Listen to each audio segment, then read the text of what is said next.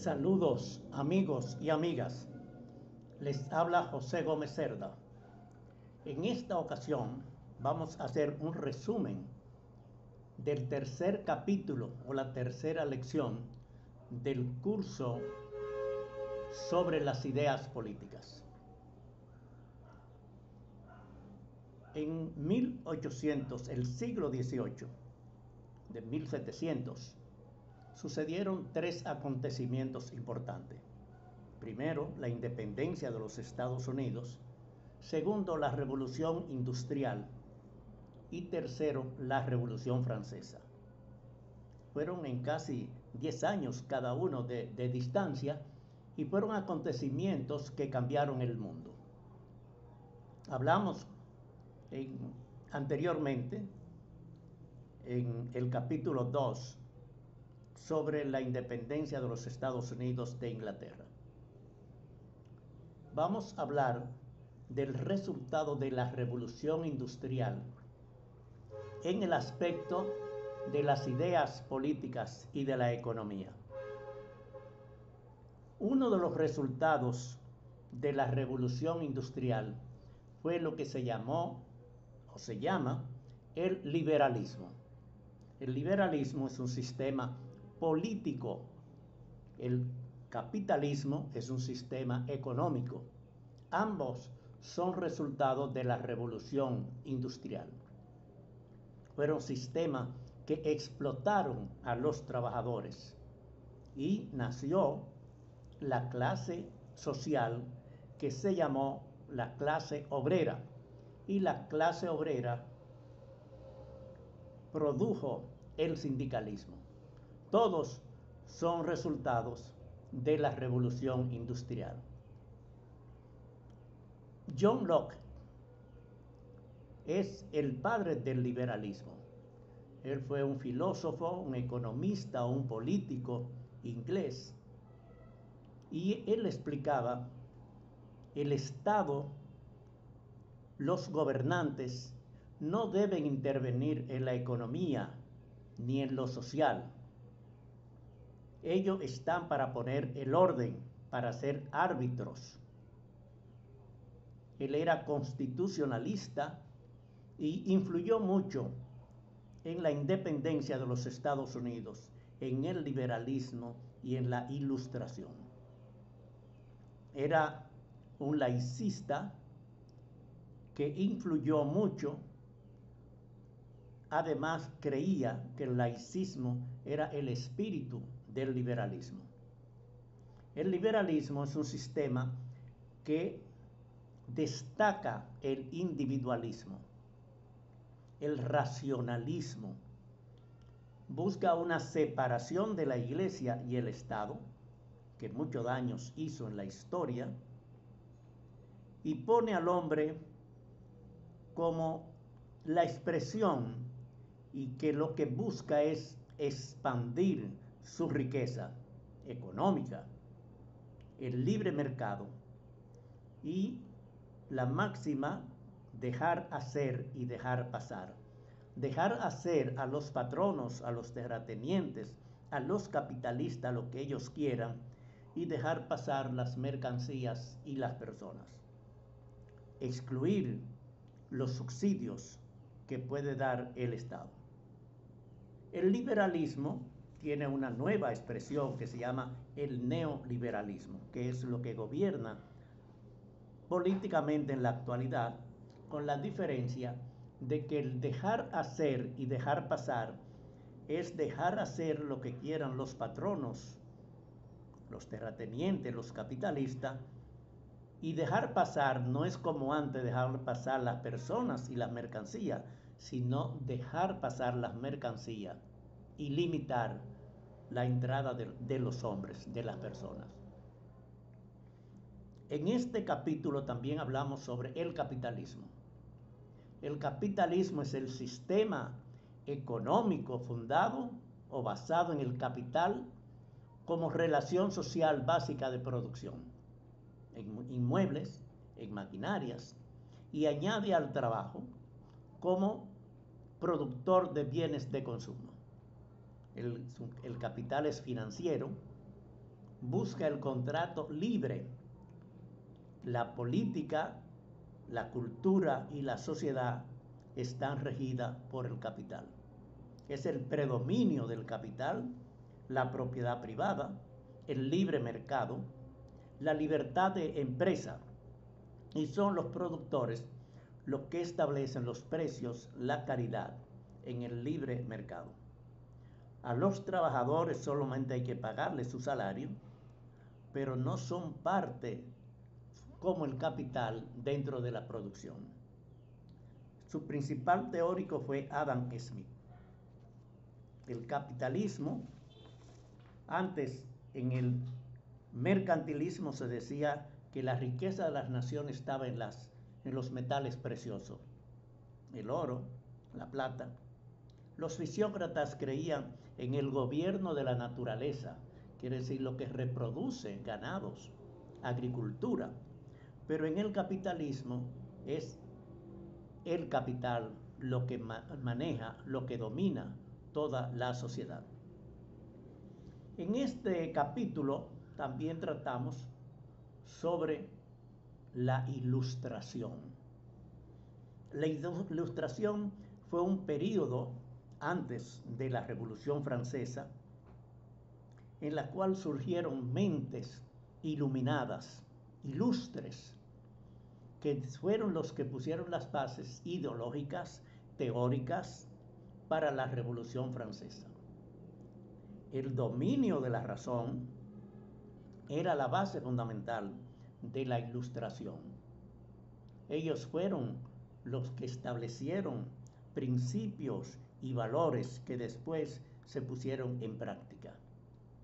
Entre ellos estaba François-Marie Arouet, mejor conocido como Voltaire, escritor, historiador, filósofo, abogado. Él decía que el poder legislativo debía limitar el poder del rey. Hay que saber que este señor existió durante el dominio de los reyes. No fue después de la Revolución Francesa, fue antes, en la cual los reyes eran ley, batuta y constitución. La monarquía era lo que dominaba toda la política en todos los países de Europa. Y Voltaire también no solamente escribía públicamente, sino que hacía panfletos, hacía documentos anónimos contra la religión cristiana y contra la monarquía también. También existió otro gran pensador que fue Charles-Louis de Secondat, conocido como Montesquieu. Montesquieu estudió sobre los hechos de la historia, la observación de la circunstancia de la vida política. Las leyes políticas nacen de la relación entre gobernantes y súbditos. La obra más importante de Montesquieu se titula El espíritu de las leyes.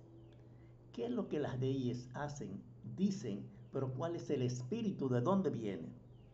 Es una obra de 31 libros que fue escrito durante 20 años que Montesquieu dedicó para escribir esa obra. Él buscaba fundamentalmente que el equilibrio de los poderes en un momento en el cual todos los poderes estaban en la monarquía. Un gran pensador, Montesquieu. El espíritu de las leyes todavía tiene vigencia en todos los países. Otro destacado pensador de la Ilustración fue Jean-Jacques Rousseau. Vivió mucho en la vida política francesa, aunque él nació en Ginebra, Suiza. Fue un filósofo, músico, una persona ilustrada. Sus teorías republicanas y nacionalistas influyeron en la Revolución Francesa. Decía Rousseau, el hombre nace libre, pero en todos lados está encadenado. Y también decía o dijo, el hombre es bueno por naturaleza.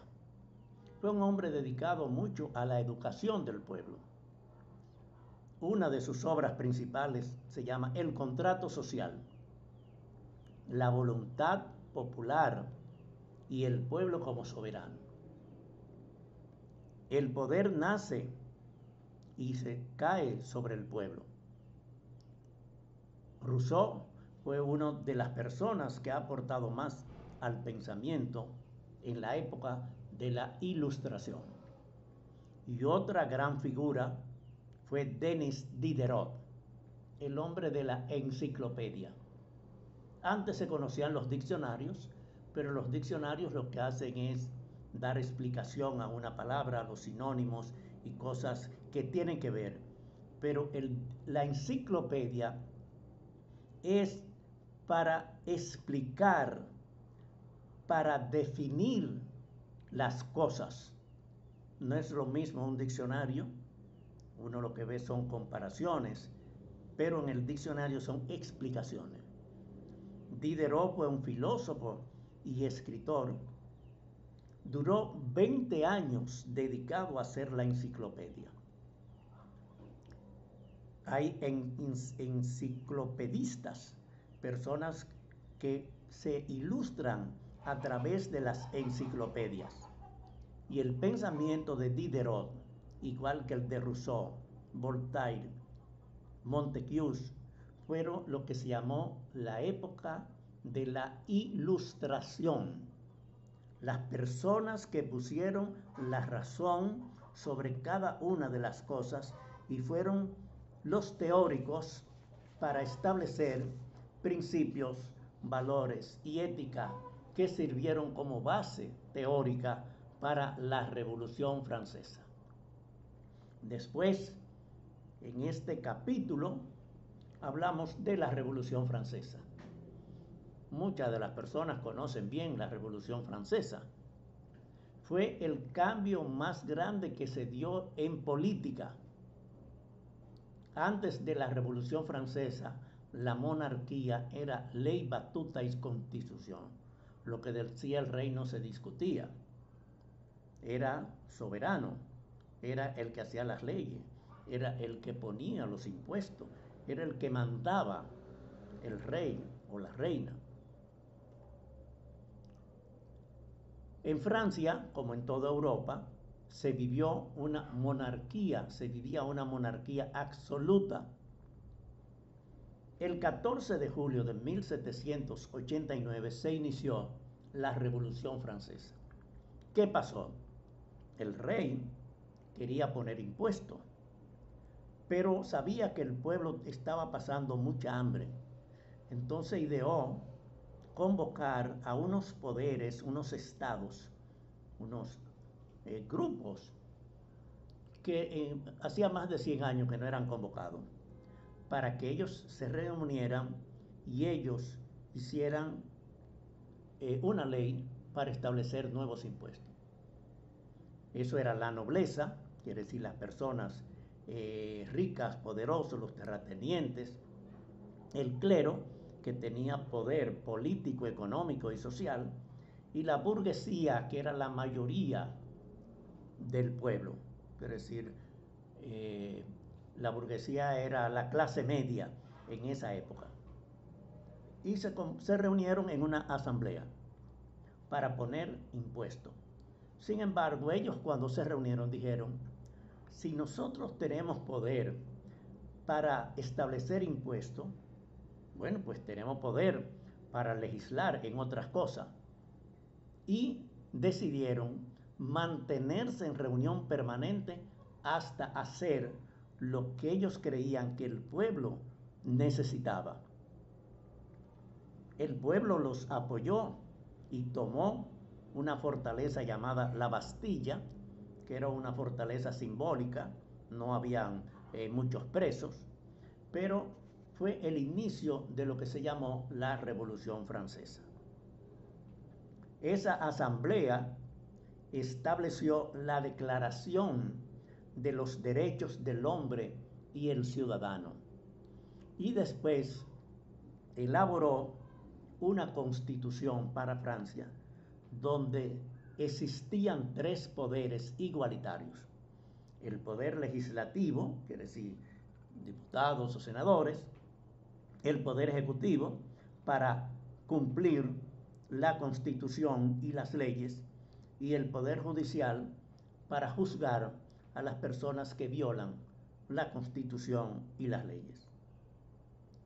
Esa revolución fue sangrienta, fue ejecutado el rey y la reina también, porque decían que mientras el rey, aunque estuvo preso un tiempo, mientras estuviera vivo, era el rey y había que obedecerlo. Y por lo tanto decidieron ejecutarlo y también a la reina. Esa asamblea después se convirtió y se llamó una convención. Después vino la era del terror. Robespierre, que era un teórico, uno de los principales teóricos de la Revolución Francesa, y implantaron la guillotina. Quiere decir, todo el que estaba en contra de la revolución era guillotinado. Guillotín era un ingeniero que inventó esa máquina y también lo guillotinaron, y a Robespierre también lo guillotinaron, y después se creó lo que se llamó el Comité de Salvación. Y después del Comité de Salvación se hizo el Tribunal Revolucionario. Miles de personas fueron asesinados, fueron guillotinados, fueron perseguidos. Fue una época de terror. La Revolución Francesa duró 10 años, de 1789 a 1799. Después, que fue una guerra interna en Francia, en la cual eran bandos contrarios, de denuncias, de persecuciones, de terror. Después tomó el poder Napoleón, y Napoleón, comprendiendo que Francia se estaba desgarrando internamente, pues hizo una política diferente y fue combatir a otros países, pelear con otros países, y llegó a ser un gran conquistador de muchos países europeos. La Revolución Francesa cambió el rumbo de la política, y a partir de la Revolución Francesa, la República como llamaban, entonces vinieron que los países, los estados, tienen tres poderes: un poder legislativo, un poder judicial y un poder ejecutivo. Antes de la Revolución Francesa existía la monarquía, y la monarquía eran los tres poderes.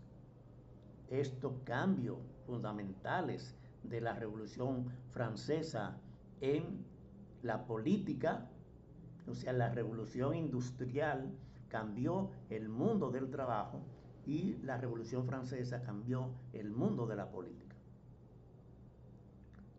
Estos episodios del siglo XVIII, nosotros sabemos que el siglo XVIII era en 1700 por cosas históricas que hay en nuestros sistemas, fueron los cambios más sustanciales que se han dado en el mundo de la dependencia de los países, con la independencia de los Estados Unidos, que fue el primer país colonia que se independizó del imperio, no esclavo, colonia. La revolución industrial, que vino a cambiar el mundo del trabajo. Antes las personas, los trabajadores, tenían oficios, tenían profesiones y hacían trabajos manuales. A partir del invento de la máquina de vapor se desarrolló la revolución industrial. Después se establecieron los transportes, especialmente el tren o la locomotora. Después eso se puso en el vapor, y después vinieron grandes descubrimientos, y la revolución industrial cambió el mundo del trabajo, y la Revolución Francesa cambió la política. Esperamos que este curso sobre las ideas políticas sirva de ayuda principalmente para las personas que están participando. Como hemos dicho, en este curso hay personas que están participando de Costa Rica, de Uruguay, de Cuba, de Estados Unidos y de República Dominicana. Es un curso internacional y esperamos que todos los participantes, especialmente los de República Dominicana, pues tengan conocimiento de las ideas políticas, no solamente de los partidos, sino de las ideas políticas. Y este curso va dirigido fundamentalmente a tener conocimiento de las ideas políticas. En otra ocasión seguiremos comentando los capítulos o las lecciones de este importante curso sobre las ideas políticas.